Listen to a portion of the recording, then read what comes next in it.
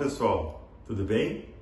Hoje eu estou aqui para falar de um método de análise de espaço na dentição mista. Esse é o método de Tanaka-Johnston. A gente sabe que os modelos ortodônticos são muito importantes no diagnóstico. E a gente sabe que através deles nós conseguimos identificar várias coisas. Por exemplo, a posição dos dentes, a classificação da maloclusão de Engel, o overjet, o overbite, a simetria dos arcos. Mas principalmente tem um dado diagnóstico muito importante que nós podemos extrair desses modelos ortodônticos, que são as análises de espaço. Essas análises de espaço irão nos mostrar de uma maneira precoce a possibilidade desse paciente vir a ter, por exemplo, uma falta de espaço.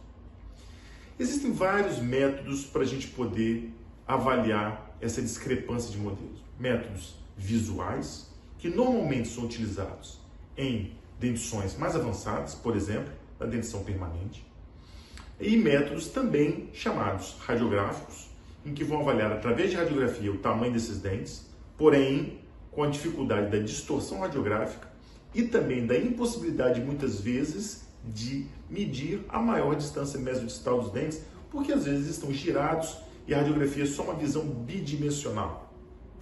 E existem os chamados métodos preditivos.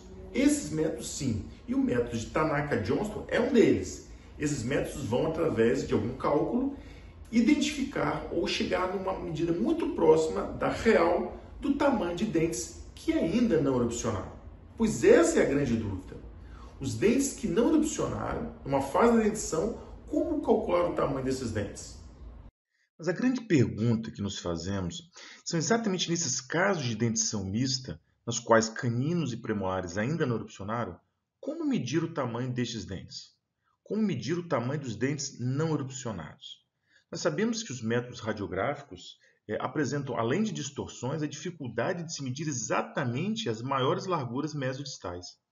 Então, como fazer essa medida sem ter essa distorção radiográfica, sem ter a possibilidade de não conseguir medir o maior tamanho mesodistal desses dentes?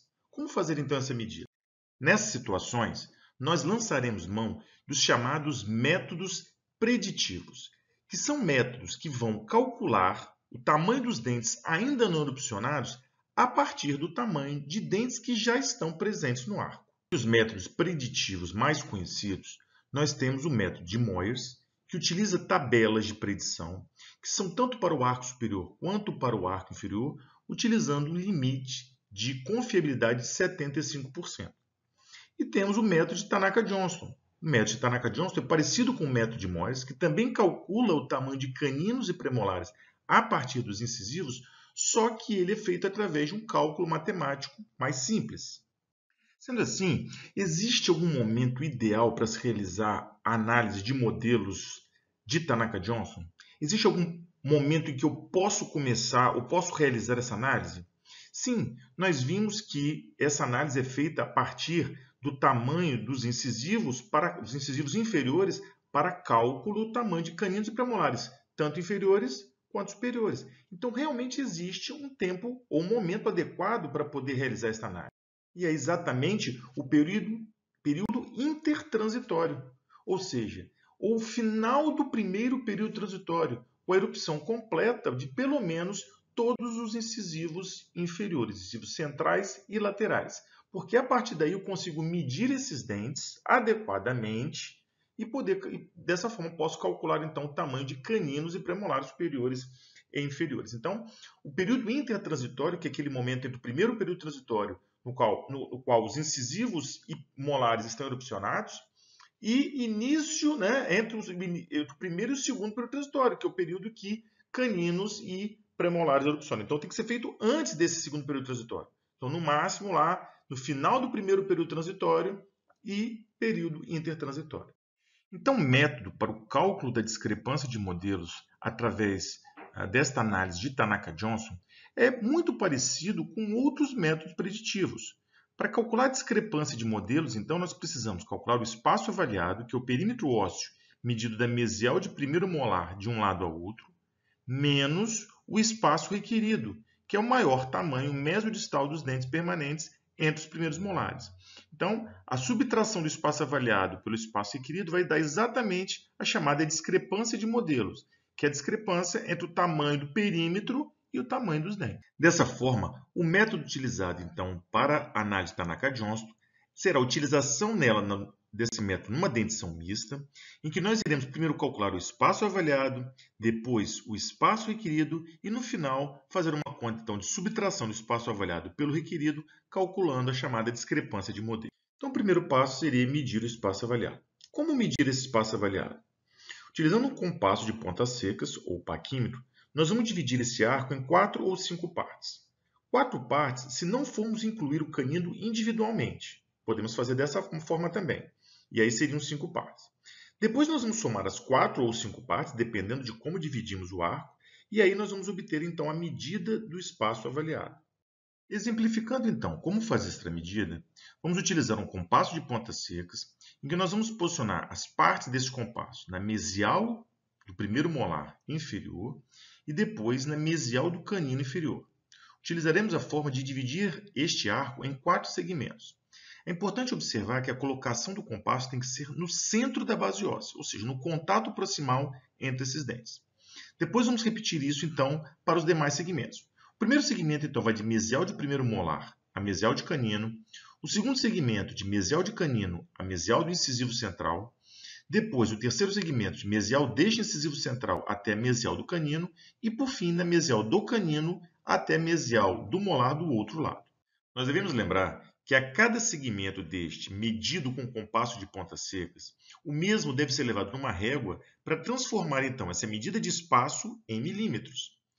Utilizando, então, as medidas do exemplo anterior, nós podemos dizer que o segmento número 1 mede 23 milímetros, o segmento número 2, 12 milímetros, o segmento número 3, 11 e o último segmento, número 4, 22 milímetros. Isso faz, então, com que a soma desses 4 segmentos dê 68 milímetros, coincidindo, então, com o espaço avaliado deste paciente. Dessa forma, voltando, então, na fórmula de discrepância de modelo, nós temos que dm, discrepância de modelo, é o espaço avaliado menos o espaço requerido.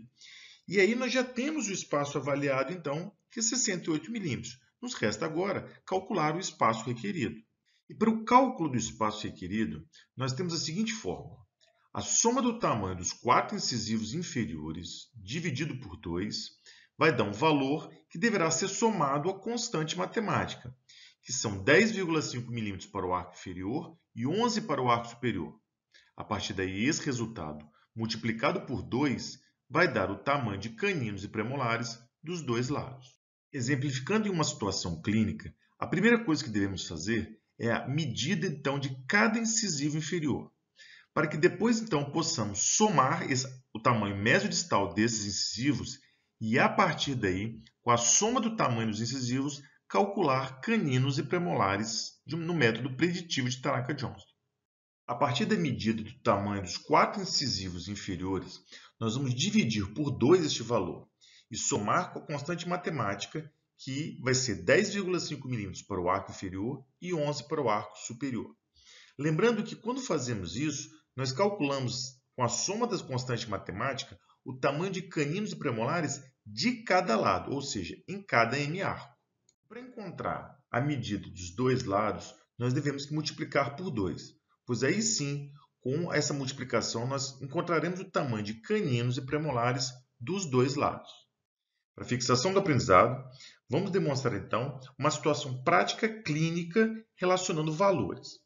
A soma dos 4 incisivos deste caso deu 25 milímetros. Então, a soma desses 4 incisivos dividido por 2 vai dar 12,5 milímetros. Somando então a metade desses incisivos com a constante matemática para o arco inferior, que é 10,5 milímetros, nós temos o valor então de 23 milímetros. Agora devemos multiplicar por 2 para saber o tamanho de caninos e premolares dos dois lados, o que vai dar 46 milímetros.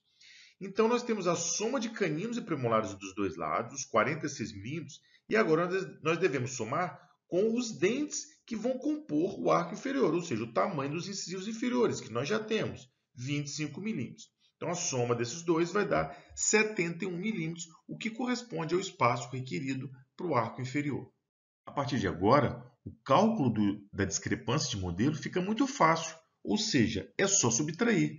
Então, nós temos que a discrepância de modelo é o espaço avaliado menos o espaço requerido. Nós sabemos que o espaço avaliado era 68 milímetros e acabamos de calcular o espaço requerido, 71 milímetros. Portanto, a discrepância de modelo para o caso é menos 3 milímetros. No segundo exemplo, vamos passar agora o cálculo no arco superior, o espaço requerido superior. A soma dos quatro incisivos inferiores dá 25 milímetros. A soma desses quatro incisivos dividido por 2, então vai dar 12,5. E agora nós vamos então somar essa metade dos incisivos com a constante matemática para o arco superior, que são 11 milímetros. Isso vai dar em total de 23,5 milímetros. Para saber o tamanho de caninos e premolares dos dois lados, é necessário multiplicar por 2. Isso vai dar 47 milímetros. Agora nós vamos somar o tamanho de caninos e premolares dos dois lados, 47 milímetros, com o tamanho dos incisivos superiores. É importante notar que agora nós temos que somar com os incisivos superiores, pois tratamos do arco superior. E foi arbitrado um valor para esses incisivos de 36 milímetros. Então, a soma do tamanho de caninos e premolares mais incisivos, todos superiores, vai dar 83 milímetros. Gosto de chamar a atenção de que a soma dos quatro incisivos inferiores para o arco superior é simplesmente para a gente chegar naquela conta, naquela equação matemática, para o tamanho de caninos e premolares dos dois lados. Depois que nós achamos o tamanho de caninos e premolares, nós devemos somar com os incisivos para o arco em questão. Da mesma forma que fizemos para o arco inferior, faremos agora no arco superior. Vamos só subtrair o valor para achar a discrepância de modelo. Então, o espaço avaliado 78, foi arbitrado um valor de 78, menos o espaço requerido acabado de calcular, 83 milímetros. Isso gera um valor, então, de menos 5 milímetros para a discrepância de modelo. Algumas conclusões que podemos chegar com o uso da análise de Tanaka-Johnston, em primeiro lugar, é que ela nos oferece uma confiabilidade. Alguns trabalhos já demonstraram que esta análise, em comparação com outras análises também preditivas, oferece um nível de confiabilidade adequado para seu uso, de maneira que você pode, então, prever uma discrepância de modelo a partir do cálculo desse espaço requerido.